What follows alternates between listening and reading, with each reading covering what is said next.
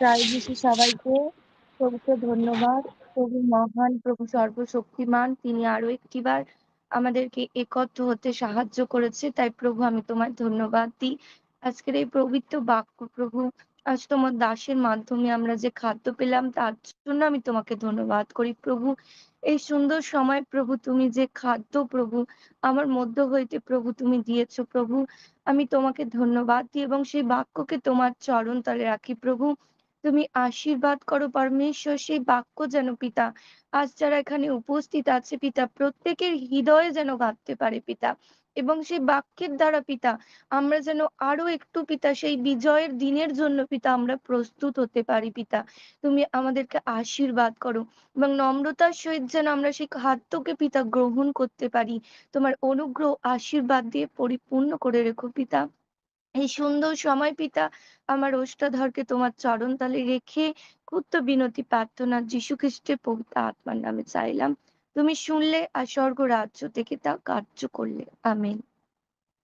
আজকে আমরা বাক্যে যাব এবং আজকে বাক্যের টপিক হচ্ছে, আজকে আমরা প্রতিনিয়ত এই সুন্দর সকালে আমরা একত্র হই আর একত্র হয়ে প্রভু যীশু খ্রিস্টের আরাধনা করি। কেন আরাধনা করি, কি জন্য আমরা আরাধনা করি? কেননা আমরা সবাই জানি যে প্রভু যিশুর দ্বিতীয় আগমন হবে এবং সেই দ্বিতীয় আগমনের সময় তিনি তার সন্তানদেরকে তার সঙ্গে করে সেই স্বর্গরাজ্যে নিয়ে যাবে। আজকে তার জন্যই আমরা প্রতি সকাল আমরা প্রস্তুত নিচ্ছি। আমরা প্রতিটা সকাল আমরা যেমন ভাবে একটা রাজা তার সৈন্যদের রাজ্য চালানোর জন্য যুদ্ধ শেখান, ঠিক সেরকম ভাবে ঈশ্বরের রাজ্যে শয়তানকে হারানোর জন্য আমরাও সেই যুদ্ধ সাজ করেছি আর প্রতিদিন আমরা প্রস্তুত হচ্ছি যেন আমরা স্বর্গ রাজ্যে সেই শয়তানকে হারিয়ে আর স্বর্গ রাজ্যে আমরা সেই জয়ের পতাকা তুলতে পারি। যেমন ভাবে প্রভু যিশু সেই শয়তানকে লজ্জিত করে তিনি পাপ থেকে আমাদের ক্ষমা দিয়ে তিনি জয়ের পতাকা লাভ করেছিলেন। তাই যেদিন প্রভু যিশু আসবেন সেই দিন আমরা তো জেনেছি যে ব্যাপতিস্ম আমাদের জীবনে দরকার, ব্যাপতিস্ম ছাড়া আমরা স্বর্গরাজ্যে যেতে পারবো না এবং আমাদের আরো অনেক কিছু জানারও রয়েছে। তো সেই দিন আমরা শুধুই কি ঈশ্বরের সম্মুখে শুধুই এই ব্যাপতিস্ম ছাড়াও আরো তিনটে মূল জিনিস আছে, যেই জিনিসটা আমাদের জীবনে স্থিরভাবে সেই দিন যদি আমরা স্থির আত্মায় থাকতে পারি তবেই তো আমরা ঈশ্বরের সঙ্গে সেই রাজ্যে যেতে পারবো। তাই সেই তিনটে জিনিস হচ্ছে, এক নম্বর হচ্ছে প্রভুর বাক্য, যেটা ছাড়া আমরা ঈশ্বরের রাজ্যে যেতে পারবো না। দু নম্বর হচ্ছে ঈশ্বরের প্রতি প্রেম, আর তিন নম্বর হচ্ছে ঈশ্বরের প্রতি বিশ্বাস। তো এই বিশ্বাসের দ্বারা আব্রাহাম তিনি আশীর্বাদ পেয়েছিলেন এবং আমরা সেই আব্রাহামের বংশ, আমাদের আদি পিতা যিনি ছিলেন আদম, তিনিও আশীর্বাদ পেয়েছিলেন এবং তার সাথে সাথে আব্রাহাম যিনি 100 বছর বয়সে ঈশ্বরের আশ্চর্য কার্যের দ্বারা তিনি আশীর্বাদ প্রাপ্ত হয়েছিলেন এবং তার জীবনে এক মহা পরীক্ষা এসেছিল।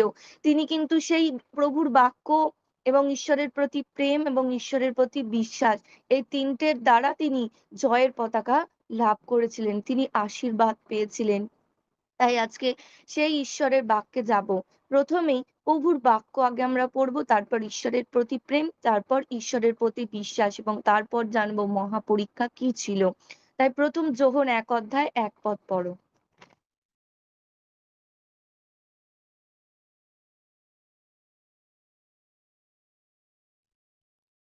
যাহা আদি হইতে ছিল, যাহা আমরা শুনিয়াছি, যাহা স্বচক্ষে দেখি, যাহা নিরীক্ষণ করিয়াছি এবং বলছি যোহন 1 অধ্যায় 1 পদ। জীবনের ও প্রথম যোহন নয়? তো যোহন 1 অধ্যায় 1 পদ। আচ্ছা আচ্ছা আচ্ছা।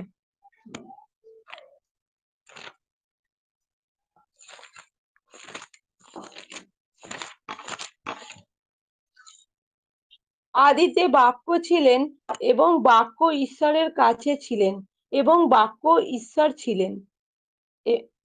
তিনি আর পড়বো? হ্যাঁ, আর না, এতটুকুই। প্রভুকে ধন্যবাদ দিই। প্রভুর বাক্য কি বলছে? বলছে আদিতে বাক্য ছিলেন এবং বাক্য ঈশ্বরের কাছে ছিলেন এবং বাক্য ঈশ্বর ছিলেন। আমরা যে প্রতিনিয়ত এই সুন্দর সকালে এই প্রভুর আত্মিক খাদ্য, এটাই হচ্ছে ঈশ্বর। কারণ তিনি এই বাক্যের দ্বারা আমাদের মাধ্যমে কথা বলেন। আর এরকম বাক্যের দ্বারাই তিনি সেই আব্রাহামকে তিনি আজ্ঞা দিয়েছিলেন, এবং এই বাক্যকে যত আমরা ফলো করতে পারবো, যত আমাদের জীবনে কাজে লাগাতে পারবো, ততই কিন্তু আমরা সেই যুদ্ধের দিনে, সেই মানে স্থির আত্মা যেদিন প্রভু যিশু আসবেন, যেদিন আমরা ধৈর্য ধরে থাকতে পারবো, তখনই আমাদের ধৈর্য, তখনই আমাদের শক্তি আরো বৃদ্ধি পাবে, যখন আমরা এই ঈশ্বরের বাক্যকে ফলো করতে পারবো। কারণ এই বাক্যই আমাদের সঙ্গে যাবে, এই বাক্য ছাড়া কিছু যাবে না।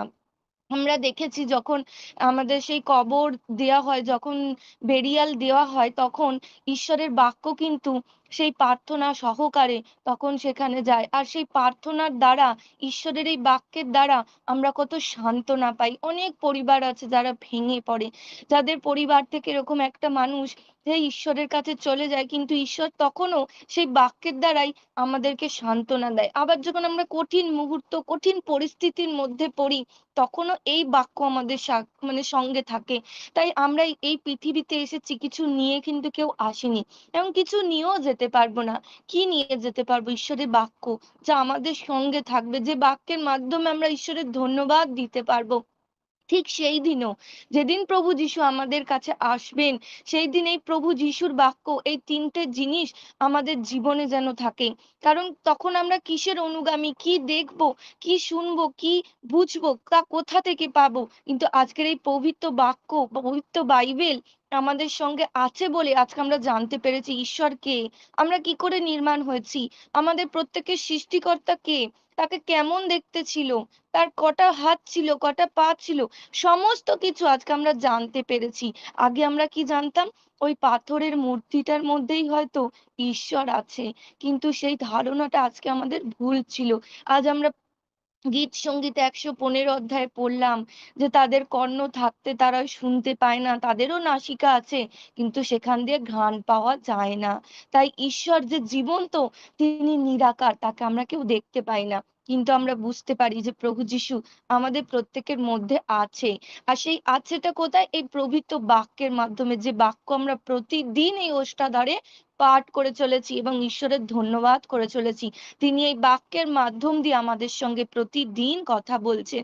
তাই সেদিন আমাদের এই বাক্য যেন আমাদের জীবনে থাকে। এবারে যাব ঈশ্বরের প্রতি প্রেম। দ্বিতীয় বিবরণী ৬-৫ কি বলেছে?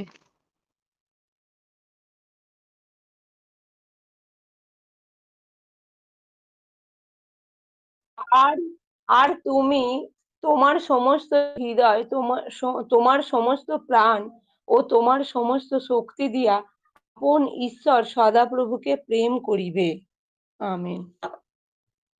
তাহলে ঈশ্বর সেই বাক্যে বলছে, সদাপ্রভু একই সদাপ্রভু, আর তুমি তোমার সমস্ত হৃদয়, তোমার সমস্ত প্রাণ ও তোমার সমস্ত শক্তি দিয়ে আপন ঈশ্বর সদাপ্রভুকে প্রেম করিবে। যতক্ষণ না আমরা ঈশ্বরকে ভালোবাসতে পারি, ততক্ষণ তার আজ্ঞাকারী হতে পারি না, ততক্ষণ তার প্রতি বিশ্বাস রাখতে পারি না। আমরা যখন কেউ কাউকে ভালোবাসি, তখন সে যা কিছু বলে আমরা সেটাই শোনার চেষ্টা করি। কেন করি? কারণ তার প্রতি আমার একটা ভালোবাসা আছে। ঠিক ঈশ্বর সেটাই বলছে, তার রাজ্য, তার সমস্ত কিছুর অধিকারের জন্য সবার আগে ঈশ্বরের প্রতি আমাদের প্রেম রাখতে হবে।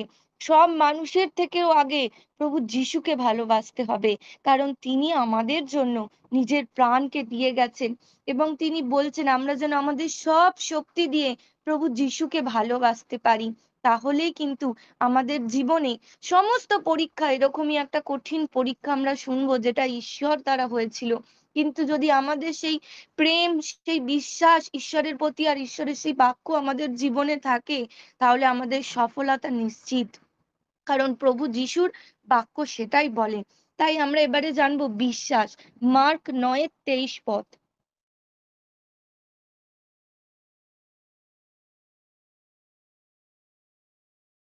যীশু তাহাকে কহিলেন, যদি পারেন, যে বিশ্বাস করে তাহার পক্ষে সকলই সাধ্য। আমেন। আমেন। কিন্তু যিশু তাহাকে বলছেন যে, যে বিশ্বাস করে তার পক্ষে সবই সাধ্য। আজ আমরা যারা এখানে উপস্থিত আছি, যদি আমরা ঈশ্বরের প্রতি বিশ্বাস রাখতে পারি, আমাদের জীবনে সমস্ত কিছু সম্ভব হবে। যদি ভাবি যে হয়তো এই রোগটা আমার জীবনে কঠিন, এই ব্যাধিটা হয়তো সারার নয়, কিন্তু সেটাও সম্ভব হবে।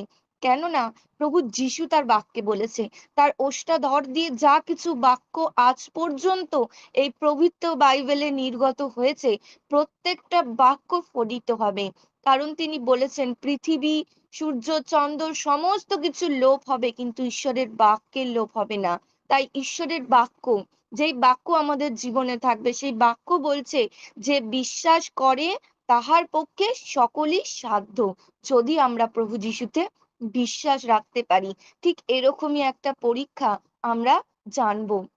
আজ তো আমাদের জীবনে পরীক্ষা ঘটে, হয়তো আমরা ঈশ্বরের আওয়াজটা শুনতে পাই না, কিন্তু একটা সময় ছিল যেখানে আব্রাহাম, যেমন হচ্ছে মোশি, যাদেরকে ঈশ্বর বলতেন এবং তারা শুনতে পারতো, তারা ঈশ্বরের আওয়াজকে বুঝতে পারতো। কিন্তু আমরা হয়তো ঈশ্বরকে আজকে দেখতে পাই না, তারাও কিন্তু ঈশ্বরকে দেখতে পায়নি যে ঈশ্বর কেমন ছিল, শুধুই কেবল ঈশ্বরের আওয়াজ শুনতে পেত। এবং আমরা জেনেছি যে ঝোপঝাড়ের মধ্যে মোশি এক আগুন জ্বলতে দেখেছিল, কিন্তু সেখানে ঈশ্বর কেমন দেখতে তিনি কিন্তু দেখতে পায়নি, তার আওয়াজ, তার স্পর্শ শুনতে পেত। তো আমরা হয়তো আজকে ঈশ্বরের আওয়াজকে বুঝতে পারি না, ঈশ্বরের উদ্দেশ্যকে জানতে পারি না, কিন্তু এই পবিত্র বাক্যে যদি আমরা ধ্যান দিতে পারি, আমরা ঠিকই ঈশ্বরের আওয়াজকে শুনতে পাবো।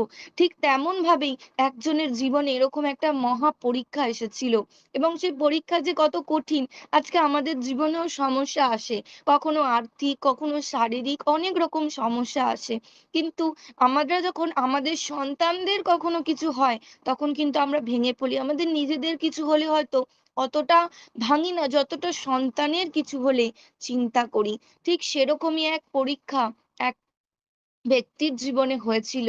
তো সেই ব্যক্তি কে ছিলেন এবং কিভাবে তার পরীক্ষা নেওয়া হয়েছিল ঈশ্বর কর্তৃক, তো সেই পরীক্ষায় আজকে জানবো, এবং এই পরীক্ষার মাধ্যমে আমরাও একটু মজবুত হয়ে যাব। আমাদের প্রত্যেকের জীবনেই এরকম পরীক্ষা ঘটে। আমরা খুলবো আদি পুস্তক 22 অধ্যায়ের 1 থেকে 8 পদ পাঠ করো।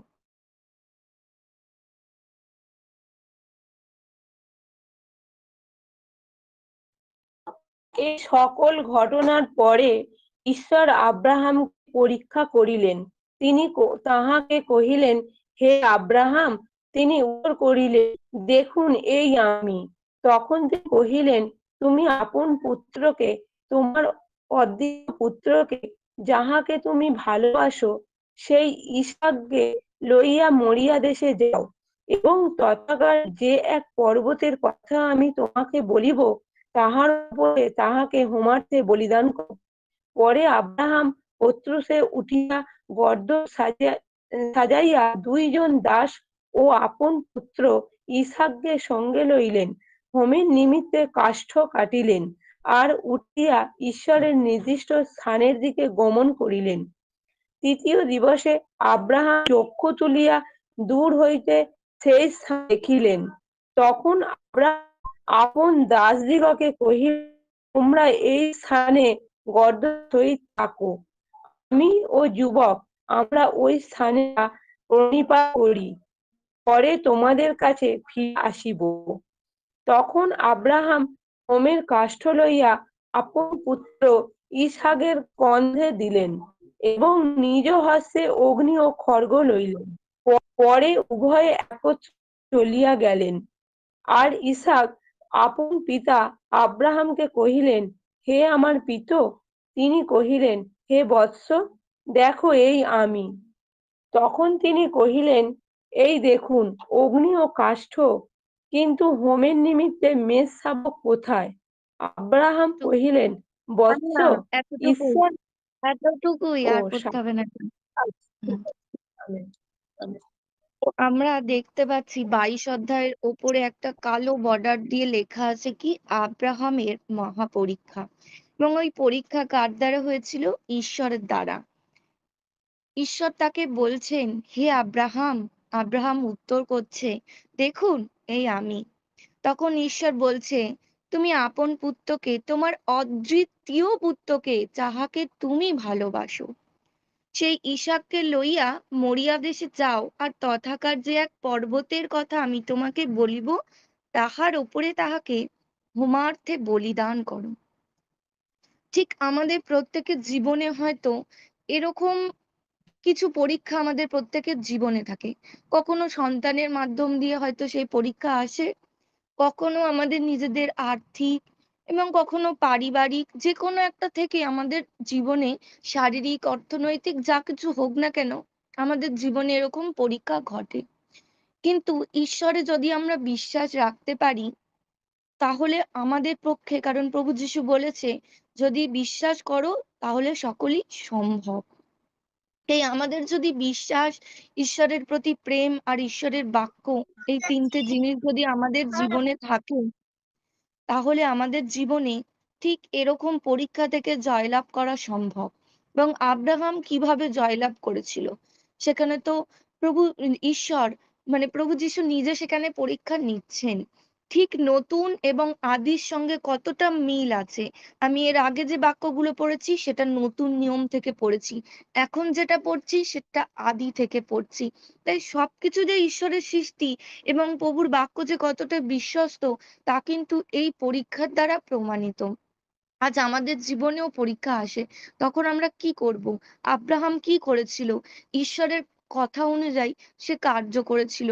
আমরা কি পারবো আমার নিজের গর্ভ ধারণ করা সেই সন্তানকে ঈশ্বরের উদ্দেশ্যে বলিদান করতে?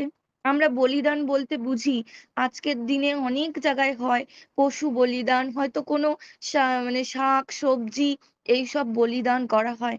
কিন্তু তখন ঈশ্বর চেয়েছিল তার একমাত্র পুত্র ইসাককে, যাকে 100 বছর পর সারা তার গর্ভে ধারণ করেছিল, এবং সেই গর্ভের সন্তানকে, তার এত কষ্টে করা সেই ঈশ্বরের আশীর্বাদের সন্তানকে ঈশ্বরই বলছে বলিদান করতে। কেননা আব্রাহাম কেন সেই পরীক্ষাতে কি জন্য তিনি এগিয়ে গেলেন, কারণ তিনি জানতেন তার সৃষ্টিকর্তা হচ্ছে ঈশ্বর। আমরা প্রত্যেকে জানি আমার সন্তান, আমার পরিবার, আমার মানে যা কিছু আছে, পাড়া প্রতিবেশী, প্রত্যেকের সৃষ্টিকর্তা একজন। আত্মার বিরুদ্ধে কারো অধিকার নেই, কারণ একমাত্র অধিকারী হচ্ছে ঈশ্বরের। এই বাক্যটাও আমরা জানি। তো সেই উদ্দেশ্যেই তখন আব্রাহাম রওনা হলো, কেননা ঈশ্বর বলেছে তার সন্তানকে হোমার্থক বলিদান দিতে। এরকম পরীক্ষা তার জীবনে এসেছে, সে কি করবে? সে কি পিছিয়ে গেছে? পেছায়নি কিন্তু, সে প্রত্যুষে উঠেছে, সকালে উঠেছে, 2 জন দাস এবং নিজের পুত্র তাকে সঙ্গে নিয়েছে, এবং হোমের বলিদানের জন্য যা কিছু প্রয়োজন সে কিন্তু সমস্ত কিছু নিয়েছে। সে একটা দিনও কিন্তু মানে ভাবেনি যে আমি আজকে যাব না বা কালকে যাব, আজকের দিনটা চিন্তা করি। সে কিচ্ছু চিন্তা করেনি, সে সমস্ত কিছু নিয়ে রওনা হয়ে গেছে। এবং হয়ে যখন 3য় দিন হয়েছে, তখন আব্রাহাম চক্ষু তুলিয়া দেখে যে সেই স্থান উপস্থিত হয়ে গেছে, মানে এসে গেছে। তো তখন সে কি করবে? তার দাস দাসী এবং তার স্ত্রী কাউকে কিন্তু সে কিছু বলেনি, সে কিন্তু সকালে উঠেই তার সন্তানকে নিয়ে রওনা হয়েছে। এবং যখন হয়েছে তখন তার দাসীদের বলছে যে তোমরা এখানে থাকো, আমি ওই স্থানে গিয়ে প্রণিপাত করি এবং তোমাদের কাছে ফিরে আসবো। সে বলছে কি, আমি আবার তোমাদের কাছে ফিরে আসবো। ঠিক সেই সময়, ঠিক 6 পদে বলছে, তখন আব্রাহাম হোমের কাষ্ঠ লইয়া আপন পুত্র ইসাকের স্কন্ধে দিলেন এবং নিজ হস্তে অগ্নি ও খড়গ লইলেন। পরে উভয়ে একত্র চলিয়া গেলেন। এই জায়গাটাই 6 পদটা কতটা কষ্টকর, যখন আমরা পড়বো তখন আমরা বুঝতে পারবো যে এই জায়গাটা কত কষ্টের। একটা বাবা তার সন্তানের কাঁধের ওপরে মানে কাঁধের ওপরে হোমের কাষ্ঠ রাখছে এবং হাতে করে তরোয়াল নিয়েছে, এবং হোমের যে জ্বালানি, সেই জ্বালানির কাঠ নিয়েছে, সাথে অগ্নি নিয়েছে এবং সন্তানকে নিয়েছে, নিয়ে সে চলছে তাকে বলিদান দেওয়ার জন্য। ঠিক সেই মুহূর্তে ইসহাক আব্রাহামকে বলছে যে পিতা, এই হোমের জন্য সমস্ত কিছু রয়েছে, কিন্তু যেটা বলিদান করা হবে সেটা কোথায়? তখন আব্রাহামের কিরকম পরিস্থিতি এবং সেই মুহূর্তটা কতটা কষ্টকর, কারণ সে জানে তার সন্তানকে সেখানে বলিদান করতে হবে। এবং সেই সন্তান তার বাবাকে প্রশ্ন করছে যে আমার এই যে হোমের জন্য বলিদান করতে যাচ্ছ পিতা, তো সেইখানে সেই হোমের বলিদানের যে বলিটা দেয়া হবে সেই মেষশাবকটা কোথায়? তাহলে তখন আব্রাহামের কোন পরিস্থিতি এবং কোন সিচুয়েশনের মধ্যে তিনি রয়েছেন? তিনি কি উত্তর করছেন? আব্রাহাম বলছে, ঈশ্বর আপনি হোমের জন্য মেষশাবক জবাইবেন। কারণ তিনি বিশ্বাস করেন তার ঈশ্বর আছে এবং তিনি যা করবেন, আজকে আঙ্কেল বাক্য দিলেন যে ঈশ্বর আমাদের জন্য, যিশাইয় 55:8 বললেন যে ঈশ্বর আমাদের জন্য মঙ্গলের সংকল্প রাখেন। এবং এটাই সেই মঙ্গলের সংকল্প হচ্ছে আমাদের কখনো পরীক্ষা, কখনো খারাপ সিচুয়েশনের মধ্যে দিয়েই আমাদের ভালো কিছু ঈশ্বর রাখে। কারণ আমাদের বিশ্বাস তখনই জাগ্রত হয়, ঈশ্বরের প্রতি প্রেম তখনই আমাদের বেশি করে আসে। ঠিক সেই সময়কার ঘটনা যা আমাদের হয়তো এখন রিয়েল লাইফের সঙ্গে যুক্ত, তাই কিন্তু আজকের এই পবিত্র বাইবেল আমাদের পাঠ করা প্রয়োজন। ঠিক সেই সময় এই আব্রাহাম বলছে যে যিনি হোমের জন্য তিনি যোগাবেন, যিনি বলেছেন যে এই হোমার্থক বলিদানের জন্য প্রস্তুতি নিতে, তো তিনি তখন যোগাইবেন। তাহলে আব্রাহামের কত বিশ্বাস, তিনি কিন্তু তার সন্তানকে নিয়েই চলছেন সেই হোমের জন্য বলিদান দিতে এবং সন্তান তার পিতাকে প্রশ্ন করছে, তাই সেই প্রশ্নেরও কিন্তু তিনি জবাব দিচ্ছেন। তিনি কিন্তু নীরব নন, কারণ তার মধ্যে অনেক বিশ্বাস রয়েছে, তার আত্মবিশ্বাস ঈশ্বরের প্রতি অনেক, তাই তিনি কিন্তু এই পরীক্ষায় জয়লাভ করতে পেরেছেন। তাই এবার 9 থেকে ঠিক 14 পর্যন্ত আমরা পাঠ করব যে এরপর সেই বলিদানে কি হলো। কত বললে আর একবার ঈশ্বর বলবে? 9 9 থেকে থেকে 14 14 পদ। এই অধ্যায়েরই। ঈশ্বরের নির্দিষ্ট স্থানে উপস্থিত হইলে আব্রাহাম সেখানে যজ্ঞবেদী নির্মাণ করিয়া কাষ্ঠ সাজাইলেন। পরে আপন পুত্র ইসাককে বাঁধিয়া বেদীতে কাষ্ঠের উপরে রাখিলেন। পরে আব্রাহাম হস্তবিস্তার করিয়া আপন পুত্রকে বধ করণার্থে খড়গ গ্রহণ করিলেন। এমন সময়ে আকাশ হইতে সদাপ্রভুর দূত তাহাকে ডাকিলেন, কহিলেন, আব্রাহাম, আব্রাহাম। তিনি কহিলেন, দেখুন এই আমি। তখন তিনি বলিলেন, যুবকের প্রতি তোমার হস্ত বিস্তার করিও না, উহার প্রতি কিছুই করিও না, কেননা এখন আমি বুঝিলাম তুমি ঈশ্বরকে ভয় করো। আমাকে আপনার অদ্বিতীয় পুত্র দিতেও অসম্মত নও। তখন আব্রাহাম চক্ষু তুলিয়া চাহিলেন, আর দেখো, তাহার পশ্চাৎ দিকে একটি মেষ, তাহার সিংহ ঝোপে বদ্ধ। পরে আব্রাহাম গিয়া সেই মেষটি লইয়া আপন পুত্রের পরিবর্তে হোমার্থে বলিদান করিলেন। আর আব্রাহাম সেই স্থানের নাম জিহোবা জিরি, সদাপ্রভু জগাইবেন, রাখিলেন। এই জন্য অদ্যপি লোকে বলে সদাপ্রভুর পর্বতে যোগান হইবে। আমেন। আমেন। তাই পরীক্ষাতে আমরা জানতে পারলাম যে যখন সে কাষ্ঠ সমস্ত কিছু সে প্রস্তুতি করে ফেলেছে এবং তার সন্তানকে সেই হোমের জন্য বলিদান দিতে চলেছে এবং খড়গ হাতে নিয়ে নিয়েছে, ঠিক সেই সময় সে কিন্তু তখনও পেছায়নি, সে তখনও রেডি তার সন্তানকে বলি দেওয়ার জন্য।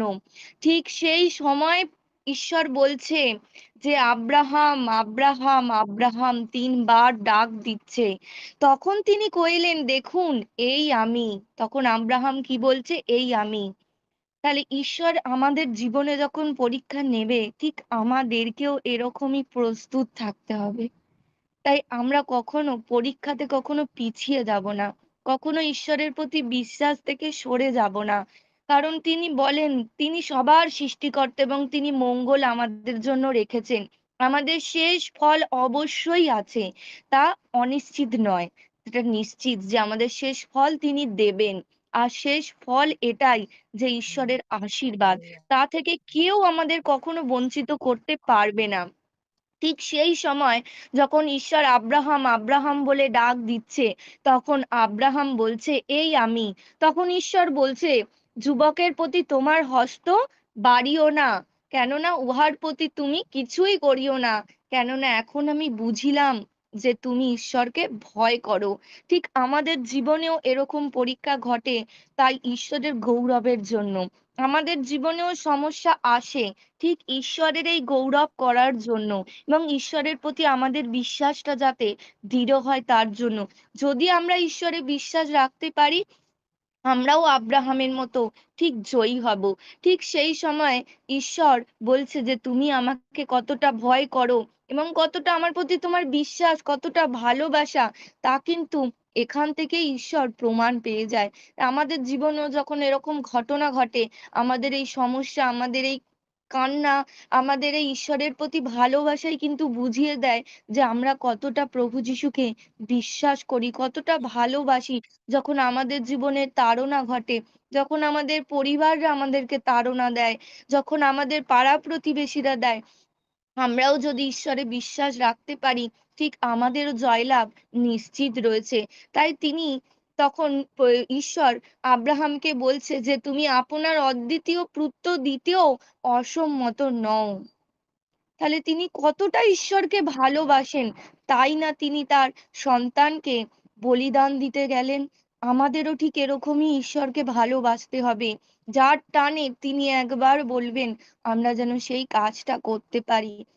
আমরা পিছিয়ে যাই, আমাদের সংসার, আমার পরিবার, মায়া আমরা ত্যাগ করতে পারি না। কিন্তু আব্রাহাম সেই ১০০ বছর বয়সে হওয়া সেই সন্তান, যাকে তিনি কত ঈশ্বরের আশীর্বাদ দ্বারা পেয়েছিলেন, সেই সন্তানকে তিনি বলিদান দিতে যাচ্ছেন। এবং তখনই সেই সময় সেই ঈশ্বর বারণ করলো যে তুমি এর প্রতি হাত বিস্তার করো না।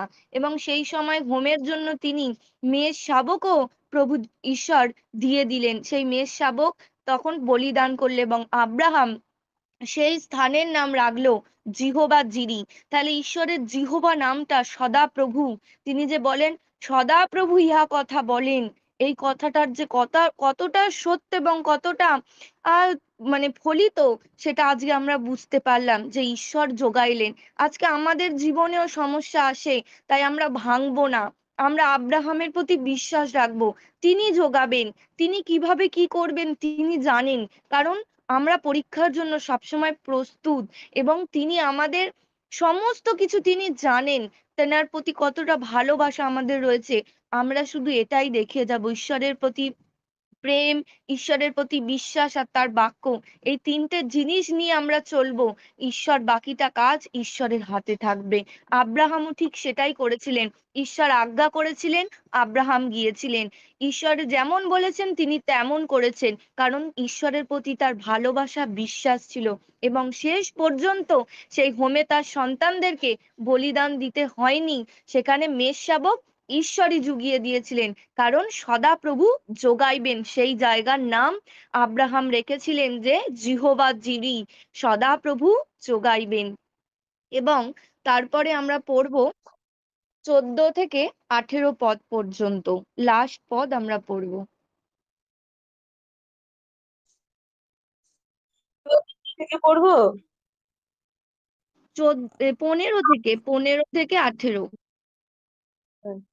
পরে সদাপ্রভুর দূত দ্বিতীয়বার আকাশ হইতে আব্রাহামকে ডাকিয়া কহিলেন, সদাপ্রভু বলিতেছেন, তুমি এই কার্য করিলে আমাকে আপনার অদ্বিতীয় পুত্র দিতে অসম্মত হইলে না। এহেতু আমি আমারই দিব্য করিয়া কহিতেছি, আমি অবশ্য তোমাকে আশীর্বাদ করিব এবং আকাশের তারাগণের ও সমুদ্র তীরস্থ বালুকার ন্যায় তোমার অতিশয় বংশবৃদ্ধি করিব। তোমার বংশ শত্রুগণের পুনর্বার অধিকার করিবে, আর তোমার বংশে পৃথিবীর সকল জাতি আশীর্বাদ প্রাপ্ত হইবে, কারণ তুমি আমার বাক্যে অবধান করিয়াছ। আমেন। তাহলে আজকে ঈশ্বর তাকে কতটা আশীর্বাদ করলো, এই পরীক্ষায় সে জয়লাভ করলো, এই পরীক্ষায় সে জয়ের পতাকা নিল। এবং তার ঈশ্বরের প্রতি যে কতটা ভালোবাসা, প্রেম ছিল, তার বিশ্বাস ছিল, সেটা আজকে সেই ঈশ্বরও প্রকাশ পেল। আব্রাহামের মহা পরীক্ষা ছিল। তাই তখন ঈশ্বর তাকে কি বলছে, আমি অবশ্যই তোমাকে আশীর্বাদ করিব এবং আকাশের তারাগণ ও সমুদ্র তীরস্থ বালুকার ন্যায় তোমার অতিশয় বংশ বৃদ্ধি করিব। তোমার বংশ শত্রুগণের পুরোদ্ধার অধিকার করিবে, আর তোমার বংশে পৃথিবীর সকল জাতি আশীর্বাদ প্রাপ্ত হইবে। আমাদের বংশ কি আব্রাহামের বংশ, যা তিনি সমুদ্রের বালিকার মতো তিনি আশীর্বাদ করেছিলেন। বালিকে আমরা কখনো গুনতে পারি না, এক মুঠো বালির মধ্যে যে কতগুলো কতগুলো বালি থাকে তা গোনার ক্ষমতা আমাদের থাকে না। ঠিক সেরকম ঈশ্বর আশীর্বাদ আমাদের জীবনেও করতে চায়। কারণ ঈশ্বর যখন কাউকে আশীর্বাদ করে, সেই আশীর্বাদ থেকে কেউ বঞ্চিত করতে পারে না। তাই আমাদের জীবনেও ঈশ্বর আশীর্বাদ করতে চায়। এরকম পরীক্ষার মধ্যে দিয়েই ঈশ্বরের আশীর্বাদ আমাদের জীবনে লুকিয়ে থাকে। এবং তিনি আরো বলেছেন যে তুমি আমার বাক্যে অবধান করিয়াছো। তাই ঈশ্বরের বাক্য যখন প্রভু যীশু আসবে আমাদের জীবনে যেন ঈশ্বরের বাক্যটা অবশ্যই থাকে। আমরা শুধু মুখে ঈশ্বরের ধন্যবাদ দিই যে সেটা না, যতক্ষণ না আমরা ঈশ্বরের বাক্যকে বুঝতে পারবো ততক্ষণ আমরা ঈশ্বরের উদ্দেশ্যকে বুঝতে পারি না।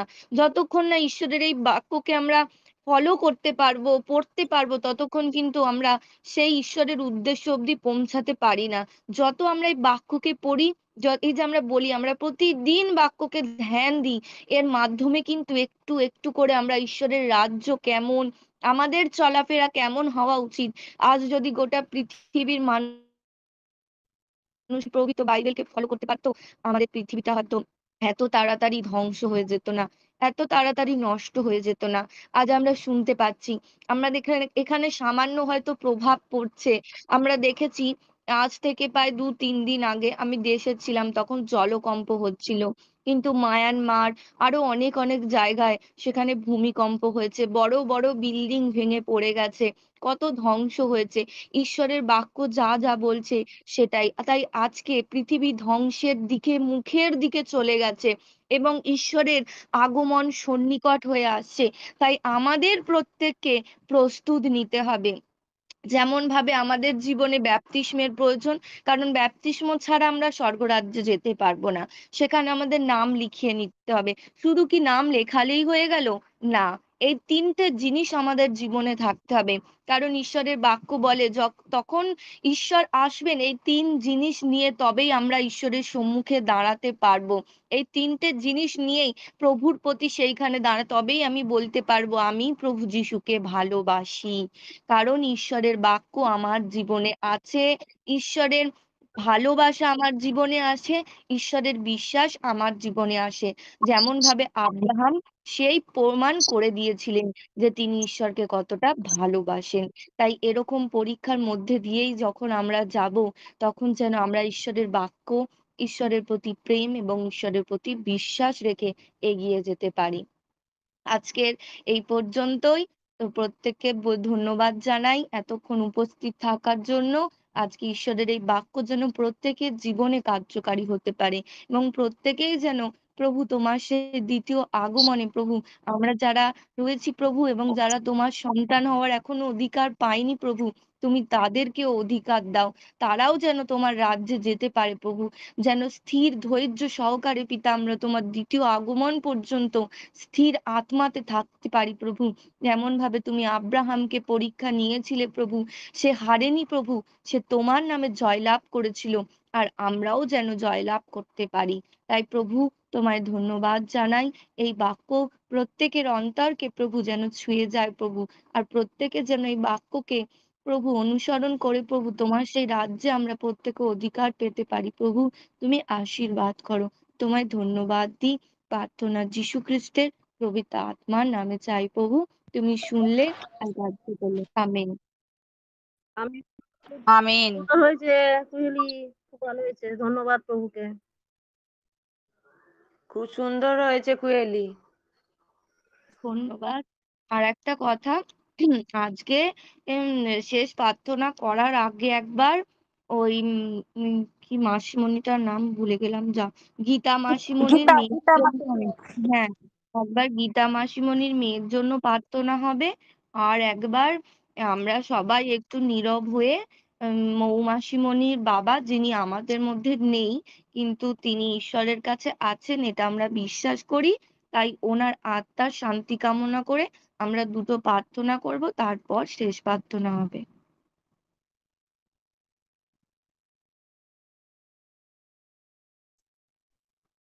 আমরা প্রত্যেকে চোখকে বন্ধ করি, গীতা মাসিমণির মেয়ের জন্য প্রার্থনা করি। হালেলুয়া! ধন্যবাদ দিই হে মহান পরমেশ্বর। প্রভু যীশু তুমি মহান পিতা। তুমি আশ্চর্য কার্যকারী, তুমি প্রভৃত্যময় এবং তুমি উত্তরকারী ঈশ্বর প্রভু যীশু। তোমার এই সুন্দর প্রভাতে প্রভু আমি তোমায় ধন্যবাদ দিই প্রভু। তোমার সেই ছোট সন্তান প্রভু কিরণ প্রভু, সে যে গেছে প্রভু সেই ব্যাঙ্গালোর পিতা পরমেশ্বর, তুমি তাকে আশীর্বাদ করো পিতা পরমেশ্বর। সে যখন গাড়িতে যাবে পরমেশ্বর, তুমি সেই গাড়িকে প্রভু তুমি তোমার স্বর্গীয় দূত দ্বারা ঘিরে নিয়ে যাবে প্রভু। যতদিন সেখানে প্রভু তার চিকিৎসা চলবে পরমেশ্বর, তুমি তাকে ডাক্তারের মধ্য হইতে পরমেশ্বর তুমি তাকে আশীর্বাদ করবে প্রভু। যে ডাক্তার তাকে দেখবে পিতা পরমেশ্বর, সেই ডাক্তারকে তোমার চরণে প্রভু তোমার দক্ষিণ হস্তময় রাখলাম প্রভু। তার চিকিৎসায় প্রভু তুমি সাহায্য করবে প্রভু। তো আমার থেকে বড় ডাক্তার প্রভু আর কেউ নেই পিতা পরমেশ্বর। তুমি আশীর্বাদ করবে প্রভু। সেই সন্তানকে প্রভু তুমি তোমার অনুগ্রহ তোমার দয়াময় হাতে রাখলাম পরমেশ্বর। তার শরীরে যা কিছু পিতা অসুবিধা, পিতা তুমি জানো পিতা। তুমি বাপকে বললে পিতা আজ, যে বিশ্বাস করে পিতা তার পক্ষে সকলই সাধ্য হয় পিতা। তাই তোমার কাছে অসাধ্য কিছু নয় পিতা পরমেশ্বর, তোমার কাছে সকলই সাধ্য প্রভু যিশু। সেই সন্তানকে তোমার চরণ তলে রাখি প্রভু যিশু। তুমি তাকে আশীর্বাদ করো প্রভু। তার মা বাবা যে গেছে পিতা পরমেশ্বর, তাদেরকেও আশীর্বাদ করো পিতা পরমেশ্বর। তাদের সেই ৩ জনকে তোমার চরণ তলে রাখলাম প্রভু। যতদিন চিকিৎসা হবে পরমেশ্বর, সে যেন সেখান থেকে আরোগ্যতা লাভ করতে পারে পরমেশ্বর। আজ আমরা প্রত্যেকে পিতা একত্র হয়ে পিতা প্রার্থনা করি পিতা। তোমার বাক্যে তুমি বলেছো পিতা, যখন আমরা এক চিত্তে এক মনা হয়ে প্রার্থনা করি, আর তুমি সেই প্রার্থনার উত্তর দিয়ে থাকো পরমেশ্বর। তুমি আশীর্বাদ করো প্রভু যিশু, সে যেন ও প্রভু সুস্থতা লাভ করতে পারে প্রভু যিশু। তার যা কিছু অসুবিধা নিয়ে গেছে পিতা পরমেশ্বর, যেন সেখান থেকে আরোগ্যতা পেয়ে আসতে পারে পরমেশ্বর, যেন এসে তোমার আবার গৌরব করতে পারে পরমেশ্বর। তুমি আশীর্বাদ করো। আমি তোমার হাতে রাখলাম প্রভু, যে যাতায়াতের ভার তোমার হাতে রাখলাম, তাদের পরিবারকে তোমার হাতে রাখলাম পরমেশ্বর। তোমার চরণ তলে দিয়ে প্রার্থনা যীশু খ্রিস্টের পবিত্র আত্মার নামে চাইলাম। তুমি শুনলে আর গ্রাহ্য করলে। আমিন। আমেন।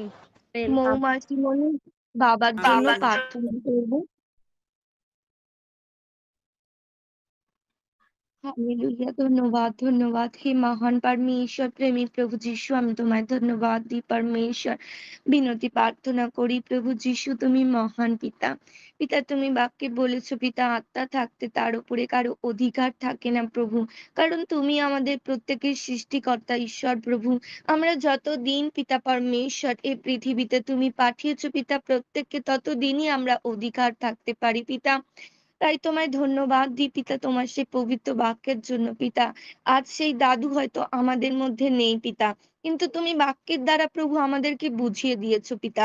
আমাদের শারীরিক মৃত্যু হয়, কিন্তু আত্মা তোমার দান তোমার কাছে যায় পিতা। তাই ওনার হয়তো শারীরিক মৃত্যু হয়েছে পিতা, কিন্তু আত্মা তোমার দান পিতা। সেই আত্মা আমরা বিশ্বাস করি পিতা তোমার কাছে গেছে পিতা। তাই তোমায় ধন্যবাদ দিই প্রভু যিশু।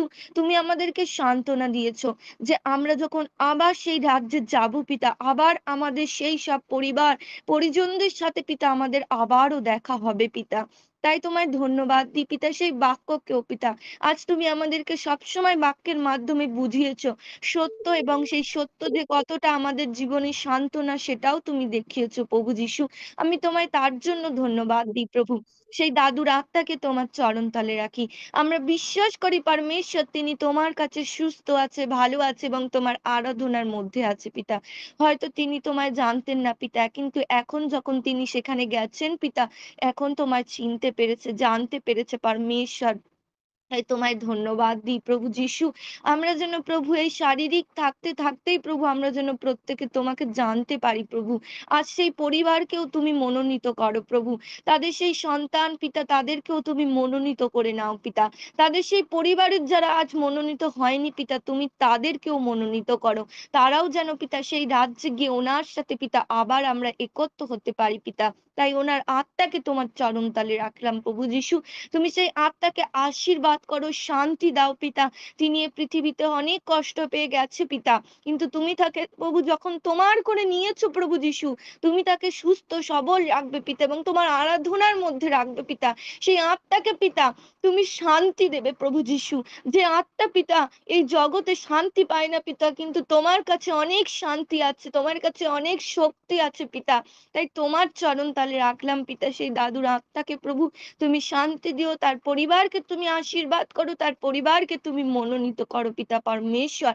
তোমার হাতে রেখে আজকের ক্ষুদ্র বিনতি প্রার্থনা যীশু খ্রিস্টের পবিত্র আত্মার নামে চাইলাম প্রভু, তুমি শুনলে আর গ্রাহ্য করলে। আমিন। আমেন। কুয়েলি শেষ মারা প্রার্থনা গেছে গো। মাত্র মিনিট। কুয়েলি হ্যাঁ বলো। বলছি আমার হ্যাঁ বলো। দিদার জন্য একটু প্রার্থনা করবে। মানে হসপিটালে ভর্তি আছে। ওনার ডাক্তারের আশঙ্কা হচ্ছে 1 নম্বর গল ব্লাডারের স্টোনটা ধরা পড়েছে, এই 90 বছর বয়স। হ্যাঁ, কিন্তু ও গল ব্লাডারের স্টোনের কোনো প্রবলেম হচ্ছে না, প্রবলেম হচ্ছে ওনার মানে তলপেটের নিচের পোর্শনে যন্ত্রণা শুরু হয়েছিল, যেখানে হচ্ছে ডাক্তার যেটা এখন আন্দাজ করতে পারছে, নয় ওখানে টিউমার নয় ওখানে ঘা আছে। তা কোলোনোস্কোপি যতক্ষণ না হবে ততক্ষণ কিছু করতে পারবে না। তা প্রার্থনা করো যেন মানে রিপোর্ট যেন নর্মালি আসে। আচ্ছা, প্রভুকে ধন্যবাদ দিই। প্রভু মহান, হালেলুয়া। মহান পরমেশ্বর প্রভু যিশু, আমি তোমায় ধন্যবাদ দিই প্রভু। প্রভু তোমার কাছে বিনতি প্রার্থনা করি প্রভু যিশু, তুমি মহান পিতা, তুমি আশ্চর্য কার্যকারী পিতা পরমেশ্বর। আমি তোমায় ধন্যবাদ করি প্রভু। আজকে প্রার্থনা করি প্রভু, বিনতি প্রার্থনা করি প্রভু, আমরা প্রত্যেকে প্রভু সেই দিদার জন্য প্রভু, যাকে তুমি প্রভু তুমি এই পৃথিবীতে পাঠিয়েছো প্রভু, তার সৃষ্টিকর্তা তুমি পিতা। তাই ওনার যা কিছু পিতার শরীরে পিতা, যা কিছু গল ব্লাডারের স্টোন রয়েছে পিতা পরমেশ্বর, তুমি নাসরতীয় যিশুর নামে সেই জায়গা আরোগ্য করো পিতা। যে জায়গা ব্যথা যন্ত্রণা পাচ্ছে পরমেশ্বর, নাসরতীয় যিশুর নামে সেই ব্যথাকে দূর করে দাও পরমেশ্বর। ও মহান প্রভু, যিশুর নামে দূর হয়ে যাক ব্যথা যন্ত্রণার আত্মা, যিশুর নামে বেরিয়ে যাক প্রভু যিশু। তুমি সেই জায়গা আরোগ্য করো পিতা, তাকে স্পর্শ করো পবিত্র আত্মা। তোমার দয়া অনুগ্রহ হাত তোলো প্রভু যিশু, আশীর্বাদ দাও প্রভু যিশু। তুমি তাকে জানতে সাহায্য করো পরমেশ্বর যে তুমি ওনার একমাত্র ঈশ্বর, তুমি ভিন্ন, তার আর অন্য কোনো অদ্বিতীয় ঈশ্বর নাই প্রভু যিশু। তুমি ওনাকে আশীর্বাদ করো।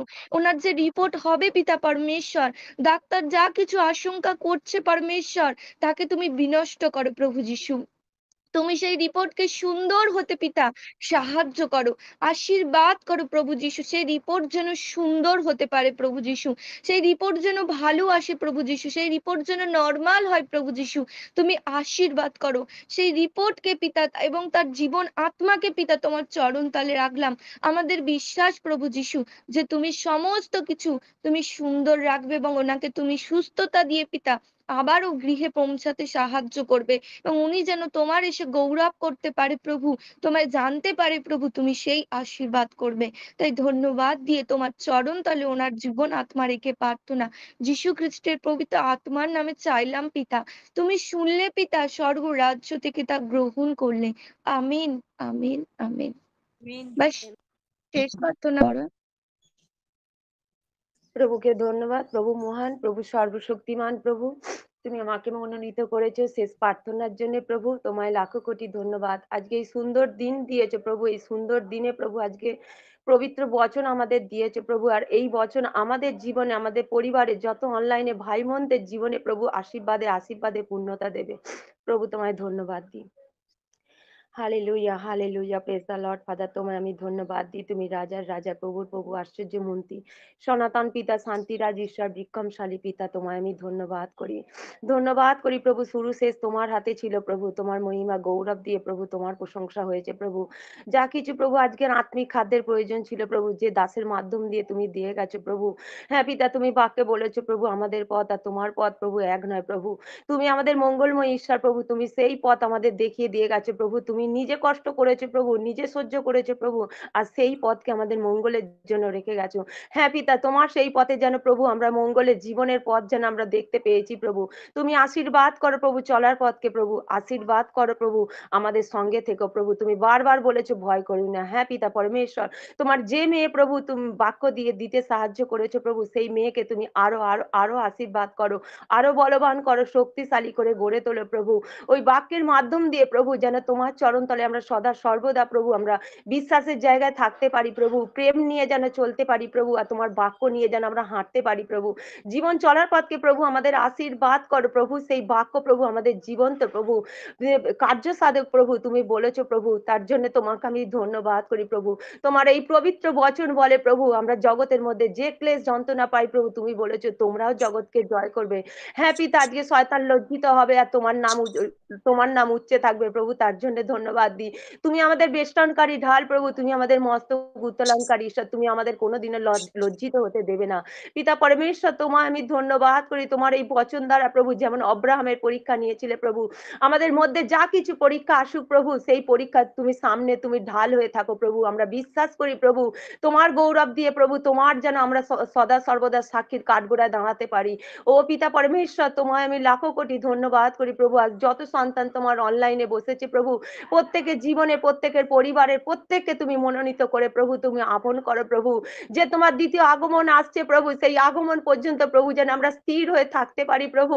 প্রভু যে ধর্মযুদ্ধে তুমি আমাদের সাজসজ্জা দিয়েছো প্রভু, যেন প্রভু আমরা সেই জয়লাভ নিয়ে প্রভু যেন আমরা এগিয়ে যেতে পারি প্রভু। তুমি আমাদের শক্তি দাও, বল দাও, তোমার জ্ঞান বুদ্ধি দিয়ে প্রভু তুমি আমাদের গড়ে তোলো প্রভু। তুমি বলেছো প্রভু জগতের জ্ঞানে নয় প্রভু, তোমার ঐশ্বরিক খাদ্য দিয়ে প্রভু তুমি আমাদের জ্ঞান দিয়ে তুমি পূর্ণতা দেবে।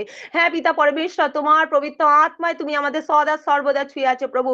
যা কিছু হালাত আসুক না কেন প্রভু, আমরা ভয় না করি প্রভু, তোমায় আমি ধন্যবাদ করি প্রভু, তুমি সঙ্গে থেকো প্রভু। আমি বিশ্বাস করি প্রভু তুমি আমাদের প্রভু দান হস্ত করে তুমি আমাদের ধরে আছো সদা সর্বদা প্রভু। সারাদিনের ভার তুমি বহন করছো প্রভু, তার জন্য তোমাকে আমি ধন্যবাদ করি প্রভু। তুমি বাক্যে বলেছো প্রভু যে মাটিতে চক্ষু দেখে না প্রভু, সেই চক্ষু তুমি আমাদের খুলে দিয়েছো প্রভু, হৃদয়ের চক্ষু প্রভু। প্রভু সেই কান আমাদের খুলে দিয়েছো প্রভু, তোমার রব আমরা কানে শুনতে পাচ্ছি প্রভু, তার জন্য তোমাকে আমি ধন্যবাদ করি প্রভু। তুমি মহান, তোমার তুলনা কেউ নেই প্রভু, তোমার অদ্বিতীয় কোনো ঈশ্বর নাই প্রভু, আমাদের আগেও কোনো নাই, আমাদের পরেও কোনো নাই প্রভু। তোমায় আমি ধন্যবাদ করি প্রভু, তুমি যে আদি, তুমি অন্ত, তুমি আলফা, তুমি ওমেগা প্রভু, তুমি শুরু, তুমি শেষ প্রভু, তুমি ছিলে, তুমি আসছো পিতা, তার জন্য তোমাকে আমি ধন্যবাদ করি। এই অনলাইনকে ধন্যবাদ করি প্রভু, যে আমাদের প্রভু একাগ্র চিত্তে প্রভু এক করেছো প্রভু তোমার স্তুতি মহিমার জন্য প্রভু। যতক্ষণ প্রভু আমরা এখানে আছি প্রভু তুমি উপস্থিত আছো প্রভু, আর সারা দিনের ভার তুমি বহন করছো প্রভু, তার জন্য তোমাকে আমি ধন্যবাদ দিই। যে দাস যে কাজে গেছে প্রভু, সেই কার্যকে তুমি সিদ্ধ করো প্রভু, তোমায় আমি ধন্যবাদ দিই। আরো যারা আজকে দুঃখে কষ্টে রয়েছে প্রভু, তাদেরকে তুমি উদ্ধার করো প্রভু। যারা অন্ধকারে রয়েছে প্রভু, তাদের আলোর জ্যোতিতে তুমি নিয়ে এসো প্রভু। তুমি একমাত্র জ্যোতিষ পিতা, তুমি ভিন্ন কিছুই হয় না প্রভু, তুমি ভিন্ন পিতা কিছুই চলা যায় না প্রভু, তার জন্য তোমাকে আমি ধন্যবাদ করি। তুমি মহান প্রভু, তুমি আমাদের জীবনে কার্যকারী ঈশ্বর প্রভু, তোমায় আমি ধন্যবাদ দিই। আমরা ধন্য পিতা তোমায় পেয়ে প্রভু, যে দাস পালক দিয়েছে প্রভু, সেই দাসকেও তুমি আশীর্বাদ করো প্রভু, ওনার মাধ্যম দিয়ে প্রভু আমাদের সত্যে হাতে তুমি চালনা করো প্রভু। প্রভু তুমি বলেছো প্রভু আমরা যেন তোমাকে মন প্রাণ শক্তি দিয়ে যেন আমরা তোমাকে ভালোবাসতে পারি প্রভু, আর প্রত্যেকে যেন আমরা প্রেম করতে পারি, এই জিহ্বা দ্বারা না পাপ করি প্রভু। তুমি আমাদের আশীর্বাদ করো প্রভু, তুমি সঙ্গে থেকো, শুরু শেষ তোমার হাতে রাখলাম, সারা দিনের ভার বহন করো, এখান থেকে বেরিয়ে যে যা সন্তানরা কাজে যাবে প্রভু তুমি সহায়তা করো প্রভু। তোমায় আমি ধন্যবাদ করি প্রভু, যে তোমার আগমন আসছে প্রভু, প্রত্যেকে তুমি মনোনীত করো প্রভু, সুস্থ রেখো, চাঙ্গাইল রেখো প্রভু, আর তাদের তুমি সন্তান হবার তুমি যোগ্যতা তাদের তুমি দিও প্রভু, তারাও যেন তোমাকে জানতে পারে প্রভু তুমি কে প্রভু। কেন মানুষ বলবে যে উহাদের ঈশ্বর কোথায়? হ্যাঁ পিতা, তুমি আমাদের সেই জীবন্ত ঈশ্বর পিতা, মৃতদের ঈশ্বর নয় প্রভু, তোমাকে ডাকলেই তুমি সদা সর্বদা তুমি আমাদের সাড়া দিয়ে থাকো প্রভু, তার জন্য তোমাকে আমি ধন্যবাদ দিয়ে আমি আমার নিজেকে আত্মসমর্পিত করি প্রভু, আমার পরিবারকেও তোমার হাতে রাখি প্রভু। যেমন আমার স্বামী শাশুড়িকে মনোনীত করেছে প্রভু, আমার সন্তানদেরও তুমি মনোনীত করে নিও প্রভু, তারাও যেন জানতে পারুক প্রভু, আশীর্বাদ করো প্রভু। আমি তোমার কাছে বিনতি প্রার্থনা করছি প্রভু। আর যে পিতা তোমার কাছে আমার বাবা গেছে প্রভু, তার আত্মার জন্য আমি শান্তি কামনা করি প্রভু, তাকে তুমি শান্তিতে রেখো প্রভু, আর তার পরিবারকেও তুমি আশীর্বাদ করো প্রভু, তার জন্য তোমাকে আমি ধন্যবাদ দিয়ে প্রার্থনা একমাত্র ত্রাণকর্তা যীশু খ্রিস্টের পবিত্র আত্মার নামে চাইলাম, শুনলে গ্রাহ্য করলে, amen. Amen. Amen. Amen. Amen. দান Thank you, Jesus. Thank you, Jesus. Thank you, Jesus. Thank you, Jesus. Hallelujah. Hallelujah. Hallelujah. Hallelujah. Amen, Jesus. Amen, Jesus. Amen, Jesus. Amen, Jesus. পরমেশ্বর পরম পিতার প্রেম, পিতা পুত্র পবিত্র আত্মার সহযোগিতা দ্বিতীয় আগমন পর্যন্ত যেন আমরা প্রত্যেকে স্থির থাকতে পারি। প্রভু যিশু, তোমার প্রত্যেকটা অনুগ্রহ হাত যেন প্রত্যেক সন্তানের প্রতি, প্রত্যেকটা গির্জার প্রতি, প্রত্যেকটা দাস দাসী সেবক সেবিকার প্রতি যেন পরে প্রভু তুমি আশীর্বাদ করো। প্রভু এই পৃথিবীর প্রত্যেক সন্তানকে তোমার হাতে রাখলাম প্রভু, যে যা কার্য তুমি যাকে ভার দিয়েছো প্রভু, আশীর্বাদ করে এই দেশকে তুমি শান্তি দাও প্রভু। তোমার দাস দাসীদের তুমি সুন্দরভাবে প্রভু তোমার কার্যে আরো ব্যবহার করো। এই অনলাইনকে তোমার হাতে রাখলাম প্রভু, প্রত্যেকটা অনলাইনে পরিবারকে তোমার হাতে রাখলাম প্রভু, প্রত্যেককে তুমি আশীর্বাদ করো প্রভু। যারা অসুস্থ আছে প্রভু তাদের তুমি সুস্থতা দাও পিতা, যারা সেবামূলক কাজ করছে পিতা তাদেরকে তুমি আশীর্বাদ করো। নেতা মন্ত্রী আর্মি পুলিশ ডাক্তার নার্স প্রত্যেককে তুমি আশীর্বাদ করো। তোমার অনুগ্রহ দয়া করো, প্রত্যেকের জীবনকে তুমি প্রাণ বাঁচাতে তুমি এসেছো প্রভু, সেই প্রাণ তুমি বাঁচাও পিতা। আর তোমার নামে প্রত্যেককে জীবনকে তুমি পরিত্রাণ দাও প্রভু, আশীর্বাদ করো। সমস্ত ভার তোমার হাতে রাখলাম পিতা, বাকি সময় ভার তোমার কুশের চরণ তলে দিয়ে প্রার্থনা একমাত্র ত্রাণকর্তা যীশু খ্রিস্ট পবিত্র আত্মার নামে চাইলাম। তুমি শুনলে পিতা, স্বর্গ রাজ্য থেকে কার্য করলে। আমেন। আমেন। আমেন।